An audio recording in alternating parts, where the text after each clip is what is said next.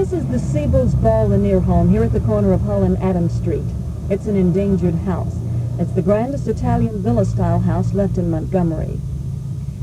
Maybe you're wondering why we're showing you the sights of old homes, and the subject that we're talking about is tourism. Well, it's like this. If we could prevent the destruction of our historic homes, if we could preserve what we have, if we could perhaps develop some historic tours here, a pilgrimage maybe, then the chances are very good that we could bring a lot more tourist dollars into this area.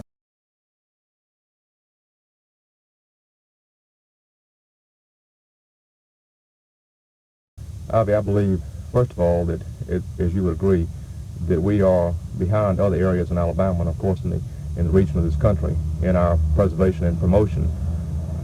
I believe that if we could have a concerted effort in Montgomery to establish historic tours, to have a pilgrimage, to bring emphasis to preservation and to pilgrimages, that we could very definitely not only increase but at least double our tourism market in Montgomery.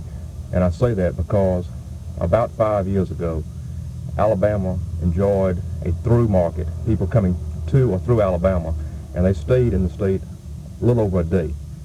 Presently, these people are staying in Alabama almost 3 days. Now, relate that to Montgomery. We have people coming to Montgomery and they make a quick tour of Capitol Hill, see the first White House, and continue on. And they try to do it in a few hours and then go. If we had a well-planned and promoted tour of Montgomery, then these people would stay that afternoon or perhaps the next morning, would hold them over 1 day. So what you're doing, people who are coming to and through Montgomery, you're actually holding them over a day, which is doubling your income in tax revenue, hotel bills, motel bills, restaurant, gasoline, and what have you. So I say that it would not only increase, but it would double our income from tourism.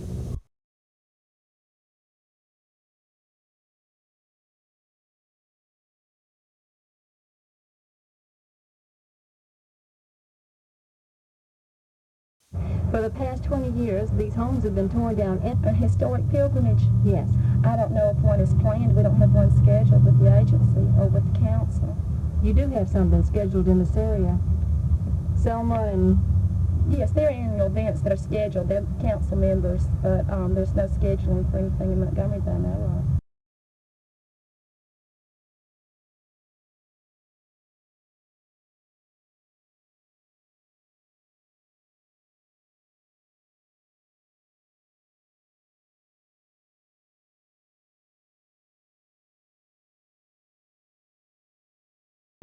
Montgomery has a whole blend of architecture. Montgomery is a very old city. It began with 2 little communities, East Alabama and New Philadelphia, and New Philadelphia was a little river town that grew up down at the beginning of Commerce Street, and they merged together on December the 3rd, I believe it was 1819, the day before Alabama was even a state. So Montgomery is a very old town and has a reflection of the architecture from that time up until the present, which takes in Italian styles, the Greek revival that arose during a period when Montgomery was really flourishing as the trade center of the Black Belt and the Cotton Kingdom. There's fantastic Victorian left here. I think a lot of the antebellum has gone by the wayside, and it's beautiful Art Deco downtown. You can stop there and look for it. Do you think that Montgomery can ever be sort of a historical cultural center? Oh, Montgomery is a historical and cultural center. I mean, as far as having tourists come in and looking at homes and the architecture here. Well, that would be up to a local group to decide whether they would have a tour or not. They've made this decision, you know, on parading their assets and appreciating them in Mobile, in Huntsville, Fort Payne, Eufaula, all the major cities in Alabama.